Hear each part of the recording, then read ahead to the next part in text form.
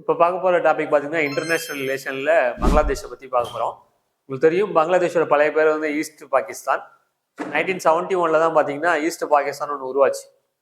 India Bangladesh உருவாகிறதுக்கு முக்கியமான காரணம் பார்த்தீங்கன்னா இந்தியா தான். இந்த 1971 பங்களாதேஷுக்கு ஃபுல்லாக ஹெல்ப் பண்ணது பார்த்தீங்கன்னா இந்திரா காந்தி அப்போ பிரைம் மினிஸ்டராக இருந்தாங்க. அவங்க தான். இப்போ பார்த்தீங்கன்னா நிறைய ஆட்சி முறை, இப்போ நிறைய அங்கே புரட்சிலாம் வெடிச்சு அங்கே இப்போ ஆட்சியாளரே மாறிட்டாங்க. இது வரைக்கும் பார்த்தீங்கன்னா ஷேக் ஹசீனா தான் வந்து பிரைம் மினிஸ்டராக இருந்தாங்க. இவங்க யாருன்னா இதுக்கு முன்னாடி வந்து அவர் தான் வந்து ஃபாதர் ஆஃப் பங்களாதேஷ்னு சொல்லுவாங்க. ஷேக் முஜிபுர் ரஹ்மான் அவர் தான் வந்து பன்கபந்துன்னு சொல்லுவாங்க. எப்படி வந்து நம்ம மகாத்மா காந்தி நம்மள ஃபாதர் ஆஃப் நேஷன் சொல்லுவாங்களா இந்தியா, அதேமாரி ஷேக் ஹசீனோட அப்பா தான் வந்து ஷேக் முஜிபுர் ரஹ்மான். அவர் தான் பார்த்தீங்கன்னா பங்களாதேஷோட ஃபாதர். ஸோ அவர் தான் வந்து இண்டிபெண்டன்ஸ் வந்து பங்களாதேஷ் வரதுக்கு முக்கியமாக காரணமாக இருந்தார். ஸோ அவரையும் பார்த்தீங்கன்னா எப்படி காந்திஜியை கொண்ட மாதிரி அவரையும் பார்த்தீங்கன்னா ஒரு கும்பலாக சேர்ந்து அவரையும் கொண்டாங்க. ஸோ அதனால அவங்க ரெண்டு பேருமே வந்து மிக முக்கியம். இன்னொன்று பார்த்தீங்கன்னா இப்போ பார்த்தீங்கன்னா அவங்க ஹசீனா வந்து பிரைம் மினிஸ்டர் பதவியை ரிசைன் பண்ணிட்டு நாடை விட்டு வேற நாட்டுக்கு போயிட்டாங்க. ஏன் காரணம்னு சொன்னால் அப்போ வந்து யாரெல்லாம் இந்த சுதந்திர போராட்டாளர்களாக இருந்தாங்கல்ல அவங்க குடும்பத்தினருக்கு மறுபடியும் கவர்மெண்ட் ஜாப் கொடுக்கணும்னு சொல்லி ஒரு சட்டம் ஏற்றினாங்க. ஸோ அதை எதிர்த்து மக்கள் எல்லாமே வந்து பார்த்தீங்கன்னா புரட்சி பண்ணாங்க. ஸோ அதனால ஆட்சி கவிழ்ந்தோன்னா அவங்க ரிசைன் பண்ணிட்டு போயிட்டாங்க. ஸோ இப்போ பார்த்தீங்கன்னா இடைக்கால அரசுன்னு சொல்லுவாங்கல்ல, அதை இன்டரிம் கவர்மெண்ட் சொல்லுவாங்கல்ல, அதை பார்த்தீங்கன்னா முகமது யூனஸ் ஒருத்தர் வந்து பதவி ஏற்றிருக்காரு. இவரோட ஏஜ் பார்த்தீங்கன்னா மோர் தென் 80. ஸோ இவர் வந்து நோபல் எக்கனாமிக் பிரைஸ் வாங்கியிருக்காரு 2006. ஸோ இவர் தான் வந்து ஃபாதர் ஆஃப் மைக்ரோ எக்கனாமின்னு சொல்லுவாங்க. மைக்ரோ எக்கனாமின்னா என்ன காரணம், இந்த இப்போ இந்தியாவில் ரீஜனல் ரூரல் பேங்க்ஸ் இருக்குல்ல, ஸோ அந்த பேங்க்ஸ் எல்லாம் வேர்ல்டு ஃபுல்லாக உருவாகிறதுக்கு காரணமே வந்து இவர் தான். ஸோ இவர் தான் வந்து father of micro economy. So அவர் தான் வந்து இப்போதைக்கு இன்டரிம் கவர்மெண்ட்டோட ஹெட்டாக இருக்காரு.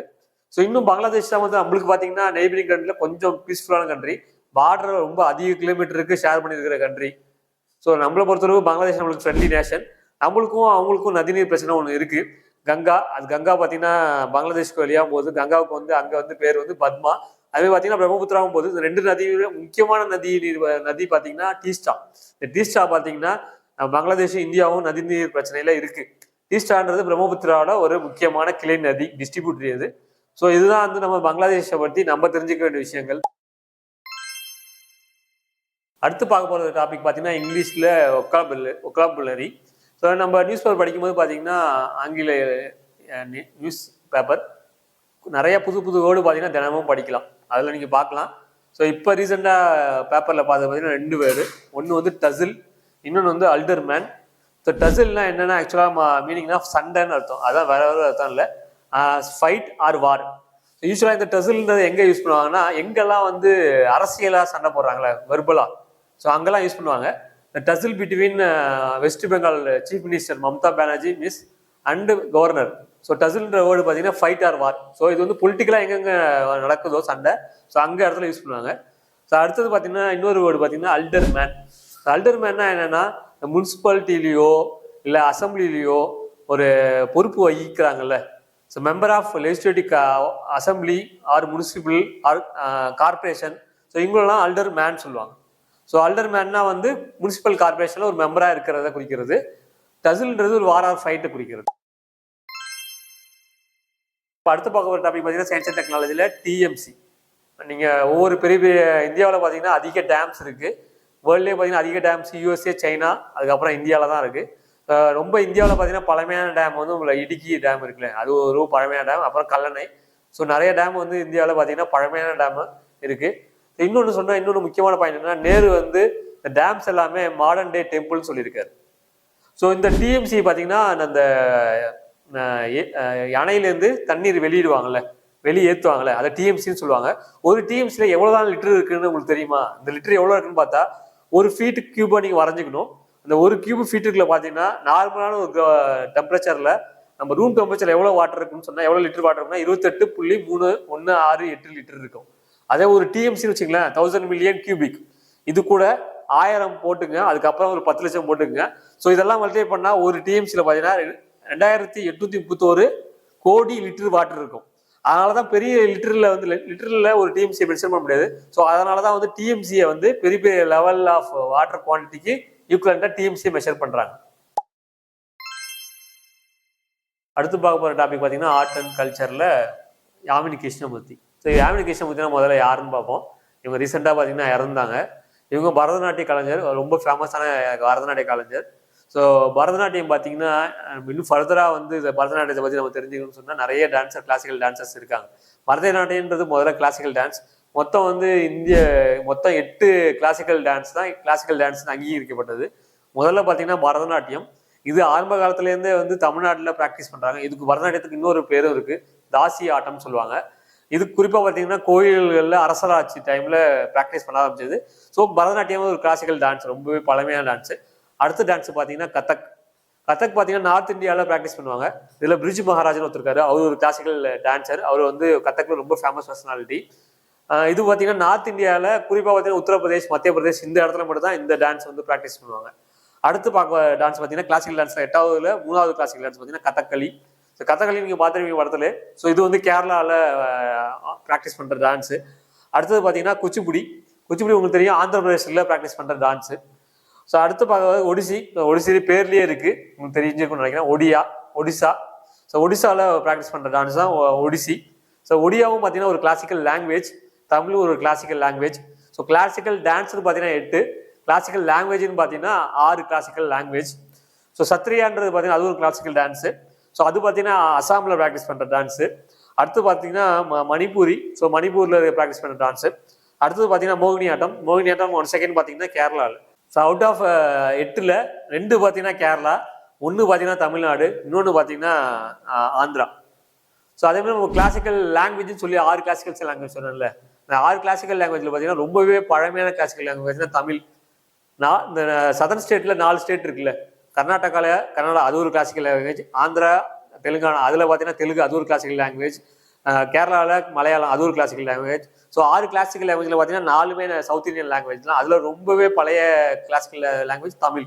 ஸோ இன்னும் பாக்கி 2 கிளாசிக்கல் லாங்குவேஜ் என்னன்னு பார்த்தீங்கன்னா, ஒன்று வந்து ஒடியா, இன்னொன்று பார்த்தீங்கன்னா சான்ஸ்கிரிட். ஸோ மொத்தமே பார்த்தீங்கன்னா 6 கிளாசிக்கல் லாங்குவேஜ், 8 கிளாசிக்கல் டான்ஸ். அடுத்து பார்க்க போகிற டாபிக் பார்த்தீங்கன்னா கமிட்டி ரிலேட்டடாக எல்லா கொஸ்டினும் எல்லா எக்ஸாம்லையும் கமிட்டி கண்டிப்பாக பார்க்கலாம். ஸோ இது நிறைய கமிட்டி இருக்குது, குறிப்பாக ஆஃப்டர் இண்டிபெண்டன்ஸ், பிஃபோர் இண்டிபெண்டன்ஸ் ரெண்டுமே வந்து முக்கியமான கொஷின்களுக்கு வழியாக இருக்கிறது கமிட்டி. ஸோ இப்போ பார்க்க போகிற பார்த்தீங்கன்னா Gadgil and Kasturirangan committee. இது ரெண்டுமே பார்த்தீங்கன்னா நம்ம வெஸ்டர்ன் காட்ஸ் இருக்குல்ல, கிட்டத்தட்ட வந்து பார்த்தீங்கன்னா ஒரு 8 ஸ்டேட்டில் பார்த்தீங்கன்னா வெஸ்டர்ன் காட்ஸ் வந்து போகுது. ஃபஸ்ட்டு பார்த்தீங்கன்னா வெஸ்டர்ன் காட் வந்து கேரளா, தமிழ்நாடு, கர்நாடகா, கோவா, மகாராஷ்டிரா, ஸோ அப்புறம் வந்து குஜராத் 6 ஸ்டேட்டில் போகுது, 8ன்னு சொல்லிட்டேன். ஸோ இவங்க கட்கில் அண்ட் கஸ்தூரி ரங்கன் எதுவுமே பார்த்தீங்கன்னா ரெண்டுமே பார்த்தீங்கன்னா வெஸ்டர்ன் காட்ஸ் ரிலேட்டடாக உள்ள கமிட்டி. ஸோ இவங்க ரெண்டுமே பார்த்தீங்கன்னா முன்னாடியே கட்கில் கமிட்டி ஆரம்பத்திலே பார்த்தீங்கன்னா வெஸ்டர்ன் காட்ஸை பற்றி முன்னாடியே வந்து சில பரிந்துரைகள்லாம் பண்ணிட்டாரு. கிட்டத்தட்ட 1,29,000 ஸ்கொயர் ஹெக்டாரை வந்து எந்தவித ஹியூமன் ஆக்டிவிட்டீஸும் இருக்கக்கூடாது அப்படின்னு சொல்லி எக்ஸ்க்ளூசிவ் என்வரன்மெண்ட் ஜோன் சொல்லி முன்னாடியே சொல்லிட்டாரு. ஸோ அதில் எந்தவித மனிதர்கள் ஆக்டிவிட்டிஸ் இருக்கக்கூடாது, அதேமாதிரி மைனிங்கு, அதுக்கப்புறம் டீஃபாரஸ்டேஷன் பண்ணக்கூடாதுன்னு சொல்லிட்டாரு. ஸோ இது சொல்லியே பார்த்தீங்கன்னா கேரளா கவர்மெண்ட் அதை ஏற்றுக்கல. ஸோ அதனால பார்த்தீங்கன்னா கட்கில் கமிட்டியே அவங்க நடைமுறையே பண்ணல. கஸ்தூரி ரங்கன் யாருன்னா இதுக்கு முன்னாடி இஸ்ரோவோட சேர்மனாக இருந்தவர். ஸோ அவர் வந்து என்ன சொல்லியிருந்தாருன்னா கொஞ்சம் அந்த இதில் மாற்றம் பண்ணி அதுவும் அவரும் அதே தான் சொல்லியிருந்தாரு, வெஸ்டர்ன் காட்ஸில் அதிகமாக வந்து மனிதர்களோட செயல்கள் இருக்கக்கூடாதுன்னு சொல்லி. ஸோ அதையும் வந்து கேரளா கவர்மெண்ட்டு செயல்படுத்தலை. ஆனால் இதை ஏற்கனவே 2 பேரும் என்ன சொல்லிட்டாங்கன்னா வயநாட்டில் பிற்காலத்தில் நிலச்சரிவு வரும்னு சொல்லிட்டு ரொம்ப நாளுக்கு முன்னாடி அவங்க கமிட்டியில் பரிந்துரை பண்ணிட்டாங்க. ஆனால் அதை வந்து கவர்மெண்ட் வந்து ஏற்றுக்கல. காரணம்னா அதில் ஃபர்தராக பார்த்தீங்கன்னா நிறைய ஹியூமன் ஆக்டிவிட்டீஸை பண்ணிக்கிட்டே இருந்தாங்க. நிலச்சரிவு காரணமாக இருக்கிறதுக்கு காரணமாக வந்து நம்மளோட கேரளா கவர்மெண்ட் ஒரு காரணம். அதுக்கு முன்னாடியே இந்த 2 பேருமே வந்து பரிந்துரை பண்ணிட்டாங்க வெஸ்டர்ன் காட்ஸில் அது ஃபர்தராக எதுவுமே பண்ணக்கூடாதுன்னு சொல்லி. ஆனால் அவங்க கேட்கல. அதனால தான் இப்போ நிலச்சரிவு ஏற்பட்டதுக்கு இதுவும் ஒரு காரணம். கமிட்டி பரிந்துரையை கவர்மெண்ட் ஏற்றுக்கிட்டு ஃபர்தராக எதுவும் பண்ணல. அடுத்து பார்க்க போகிற டாபிக் பார்த்தீங்கன்னா இன்வென்ஷன்ஸ். ஸோ இதில் பார்த்தீங்கன்னா நம்ம அல்சைமர் டிசீஸை முதல்ல எப்படி கண்டுபிடிக்கலான்னு சொல்லிட்டு, அல்சைமர் டிசீஸ்னால் முதல்ல என்னன்னு பார்ப்போம். இது ஒரு நியூரலாஜிக்கல் டிசார்டர். சிம்பிளாக சொன்னால் அல்சைமர் டிசீஸ்னா என்னென்னா மறதி அதிகமாகிடும் வயசாக. தம் பேரே தன்னால் ஞாபகம் வச்சுக்க முடியாது. நம்ம இந்த இது விஸ்வரூபம் 2ல் பார்த்தீங்கன்னா கமலோட அம்மாவுக்கு பார்த்தீங்கன்னா இந்த டிசீஸ் இருக்கிறதா காட்டுவாங்க. ஸோ வேர்ல்டில் பார்த்தீங்கன்னா ஃபேமஸான பர்சனாலிட்டி முகமது அலி இருக்கார்ல, பாக்ஸர். ஸோ அவருக்கு வந்து இந்த அல்சைமர் டிசீஸ் வந்துருக்கு. ஸோ இது பார்த்தீங்கன்னா அல்சைமர் நியூரோ டீஜெனரேட்டிவ் டிசீஸ் சொல்லுவாங்க. ஸோ இதனால் மறந்து போயிடுவாங்க. ஸோ முதல்ல இது இருக்கிறத எப்படி கண்டுபிடிக்கிறது அப்படின்னு சொன்னா ஆரம்ப காலத்திலே கண்டுபிடிக்கிறது எப்படின்னு சொன்னா அதுக்கு ஒரு டெஸ்ட் இருக்கு. பிஇடிக்கு 2 ஃபுல் ஃபார்ம் இருக்கு. ஒன்று பார்த்தீங்கன்னா டாவ் பொசிஷன் எமிஷன் டோமோகிராஃபி. ஸோ இதை வச்சு தான் அல்சைமர் டிசீஸ் இருக்கு ஒரு ஆளுக்கு அப்படின்னு சொல்லி கண்டுபிடிக்க முடியும். ஆனால் பிஇடிக்கு இன்னொரு ஃபுல் ஃபார்ம் இருக்கு. அது என்னன்னா பாலிஎத்திலின் டெட்ராப்தலேட். பெட் பாட்டில்னு சொல்றாங்களே, பிளாஸ்டிக் பாட்டில், அதுல பெட் பாட்டில்னா அதுக்கு ஆக்சுவலான ஃபுல் ஃபார்ம் என்னன்னா பாலிஎத்திலின் டெட்ராப்தலேட். ஸோ அல்சைமர் டிசீஸ் தான் இந்த மூலம் தான் முதல்ல கண்டுபிடிப்பாங்க. ஸோ இது ஒரு நியூராலஜிக்கல் டிசீஸே பார்த்தீங்கன்னா நிறைய வகை பிரிக்கலாம். வைரஸ்னால சில டிசீஸ் வரும், சில டிசீஸ் பாக்டீரியால வரும், சில டிசீஸ் பார்த்தீங்கன்னா ஃபங்கைனால வரும், சில பார்த்தீங்கன்னா இது மனிதர்களால வர டிசீஸ். நம்ம ஃபுல்லாகவே நியூராலஜிக்கல் டிசீஸ்னால நியூரன்ஸ்ல ப்ராப்ளம் இருந்தால் வருது. அடுத்து ஒரு டாபிக் பார்த்தீங்கன்னா டிசீஸ்ல மங்கி பாக்ஸ். மங்கி பாக்ஸ் ரீசெண்டாக பார்த்தீங்கன்னா WHO எப்படி கொரோனா எபிடமிக்காக அறிவிச்சிச்சோ அதே மங்கி பாக்ஸையும் எபிடமிக்காக அறிவிச்சிச்சு. எபிடமிக்னா நிறைய கண்ட்ரில பரவிருக்கும், அட்லீஸ்ட் ஒரு 25 கண்ட்ரிஸ். ஸோ அந்த ஸ்டேஜ் மங்கி பாக்ஸ் அழிஞ்சிச்சு.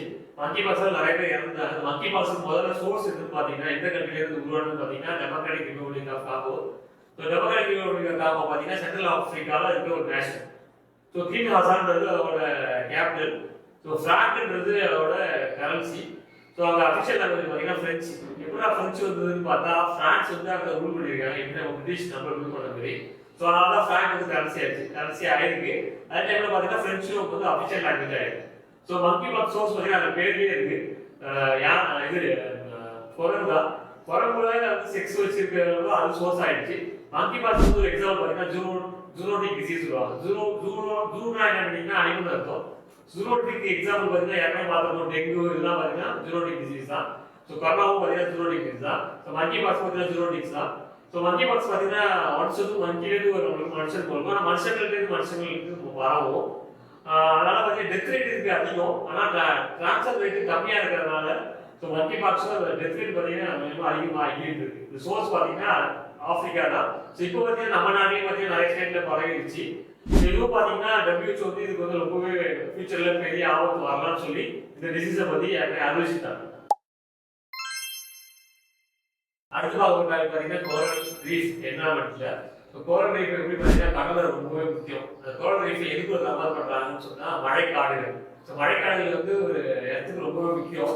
இந்த மழைக்காடுல தான் பார்த்தீங்கன்னா கார்பன் டை ஆக்சைடு அப்சர்வ் பண்ணிட்டு ஆக்சிஜன் ப்ரொடியூஸ் பண்ணுறது ரொம்ப மேக்ஸிமம். அதே மாதிரி பார்த்தீங்கன்னா சேம் பார்த்தீங்கன்னா கோரல் ரீஃப் ஓஷன்ல ரொம்ப முக்கியம். அதுவும் பார்த்தீங்கன்னா கார்பன் டை ஆக்சைடு அப்சர்வ் பண்ணிட்டு அதுவும் ஆக்சிஜன் ரிலீஸ் பண்ணோம். கோரல் ரீஃப்ல உங்களுக்கு ஞாபகம் வருது பார்த்தீங்கன்னா ஆஸ்திரேலியா. ஆஸ்திரேலியாவில் இருக்கிற ஓஷன் இருக்குல்ல, அந்த ஓஷன்ல தான் கோரல் ரீஃப் இருக்கு. இப்போ கோரல் ரீஃப் பார்த்தீங்கன்னா இந்த குளோபல் வார்மிங்னால கிளைமேட் சேஞ்ச்னால அது ப்ளீச் ஆயிடும். ஸோ கோரல் ரீஃப்ல பார்த்தீங்கன்னா அளவுக்கு அதிகமாக ஆர்கானிசம்ஸ் இருக்கும். ஸோ மழைக்காடுகளில் கோரல் ரீஃப்ல கம்பேர் பண்றாங்க. மழைக்காடுகள் எப்படி இடத்துல முக்கியமோ கடல்ல கோரல் ரீஃப் முக்கியம். ஸோ ஆஸ்திரேலியாவில் கோரல் ரீஃப் இருக்கு, உங்களுக்கு தெரியும். அது பக்கத்துல தான் இருக்கு இந்த ஆஸ்திரேலியன் ஓஷன். ஸோ அதனால தான் கோரல் ரீஃப்ஸ் அதிகமா இருக்கு. இந்தியாவில் பார்த்தீங்கன்னா லட்சத்தீவுல பார்த்தீங்கன்னா கோரல் ரீஃப்ஸ் இருக்கு, அதனால ரொம்ப கம்மியா இருக்கு. ஸோ அதனால கோரல் ரீஃப்ஸ் ரொம்ப முக்கியமானது. பார்க்கும்போது பார்த்தீங்கன்னா அவார்ட்ஸ்ல CSIR council of scientific and industrial research.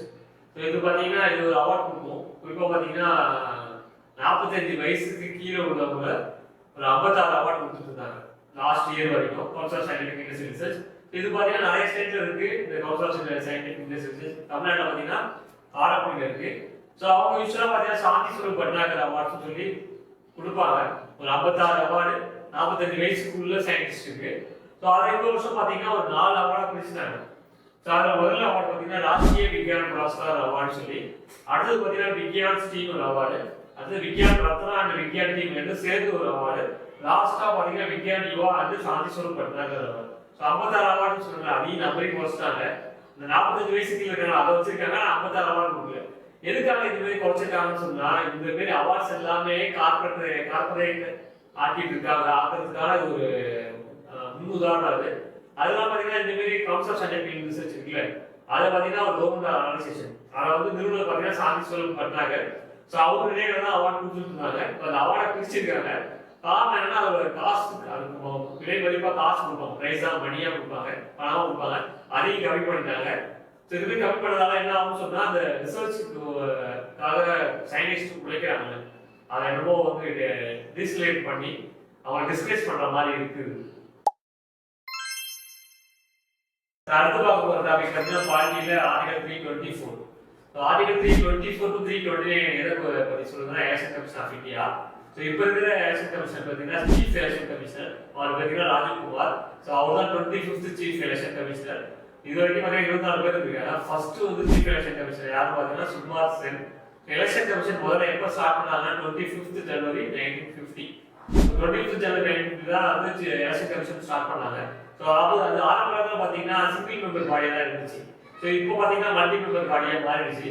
இப்போ பார்த்தீங்கன்னா ஒரு சீஃப் எலெக்ஷன் கமிஷனரும் 10 எலெக்ஷன் கமிஷனரும் இருக்காங்க. ஐ மீன் ஸ்டேட்லையும் பார்த்தீங்கன்னா ஸ்டேட்லையும் எலெக்ஷன் கமிஷனர் இருப்பாங்க. ஸோ 25th தான் பார்த்தீங்கன்னா நேஷனல் ஓட்டர்ஸ் டேவாக நம்ம அனுசரிக்கிறோம். நம்ம எலெக்ஷன் பார்த்தீங்கன்னா நம்ம இந்தியா வந்து ஒரு டெமோக்ராட்டிக் கண்ட்ரி. வேர்ல்ட்லேயே பார்த்தீங்கன்னா டெமோக்ராட்டிக் கண்ட்ரியில ரொம்ப பெரிய டெமோக்ராட்டிக் கண்ட்ரியாக பார்த்தீங்கன்னா இந்தியா தான். ஸோ நம்மளோட எலெக்ஷன் கமிஷனோட நேர்மையான தன்மையை வச்சுதான் எந்த எலெக்ஷனோட ரிசல்ட்டும் இருக்கு. ஸோ சில கண்ட்ரியில் பார்த்தீங்கன்னா எலெக்ஷன் கமிஷனே வந்து மாற்ற அளவுக்கு ரிகிங் ஆஃப் எலெக்ஷன் சொல்லுவாங்க. ரிகிங் எலெக்ஷன்னா எலெக்ஷனே பார்த்தீங்கன்னா தன்னோட சுயநலத்துக்காக ஃப்ராட் தரமாக நடத்துறது தான் ரிகிங் ஆஃப் எலெக்ஷன் சொல்லுவாங்க. நம்மளோட எலெக்ஷன் கமிஷன் 1950 ஸ்டார்ட் பண்ணது. முதல்ல வந்து ஒரு எலெக்ஷன் கமிஷனர் வந்து சுகுமார் சென். அவர் ஒரு மேனு. First woman chief election commissioner பார்த்தீங்கன்னா ரமாதேவி. அவங்க வந்து ஆந்திர பிரதேஷ்லேயும் வந்தவங்க. இப்போ இருக்கிற வந்து 25th சீஃப் எலெக்ஷன் கமிஷனர்.